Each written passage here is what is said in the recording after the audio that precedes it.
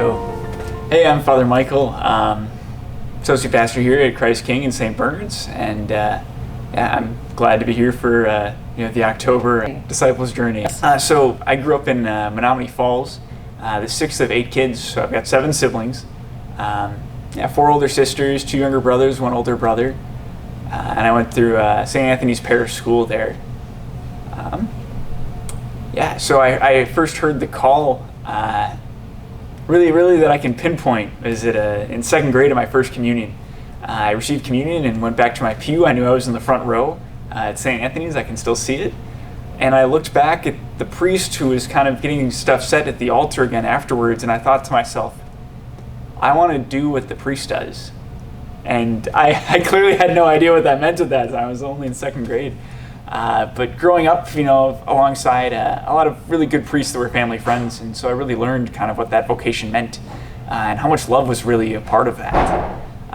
So I was really drawn to that growing up, and I was really thinking about entering in high school, but some of those doubts were creeping in. Could I really do this? Is this really me? And I had an opportunity to visit the college seminary, and it's like, okay, I can see myself here now, and I gave it a shot, and I've looked back a couple times, but I'm really glad that I made it all the way through seminary, and I can now be your parish priest. What was it like being ordained? I am not sure I can describe that yet. It's just, there's just so much going into it. I was just so crazy emotional before my priestly ordination. From about 45 minutes beforehand to probably about after the gospel, I was just in tears.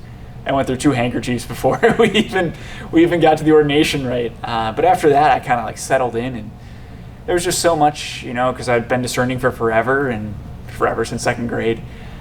It just so much goes into it. It is like, buying a house, getting married, getting your first job, all like in one moment, and it's a very permanent moment. So there's just so much emotion that I didn't really know what to do with. And besides just cry and be there and be super laser focused. But that experience is pretty different depending on who you are. Before my diaconate, it was much lighter actually. It was much happier, and it's kind of like, oh wow, I can't believe this is actually me. It's my turn now. It's kind of surprising having watched so many other guys go and do it. It was like, wow, this is my turn now. This is my turn. So it was really amazing, but I don't think I have words for it yet. Something surprising for my diaconate. So many people don't know, before you're ordained a priest, you actually spend a year as a deacon. And one of the first things that I just immediately fell in love with was doing baptisms. Just hanging out with the family, and you get a little kid to play with. It's just like baptism itself is just so informal as a sacrament, and I really felt like I was able to come alive and be a spiritual father for the family and for the kid being baptized. And so there were some things wrong. I accidentally baptized a girl and called him a he the entire time, but these things happen and they're really fun. I just absolutely fell in love with the joy in baptism. I absolutely fell in love with I could share in this family celebration of a new child. I had no idea I was going to be able to connect with people like that, just so simply. I didn't think about it. So it was really amazing.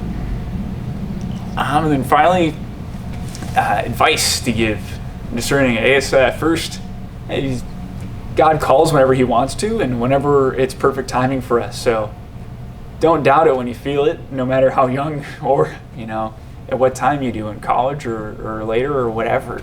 God will call when He wants, and He's ready to call you. So just kind of be ready to jump at it. Don't doubt it whenever it happens. And it's such a wild ride. It's good to trust that your vocation is one that God has placed in your heart for your good, so that you can be happy and live a life full of love here on earth. And it will be the easiest way for you to get to heaven.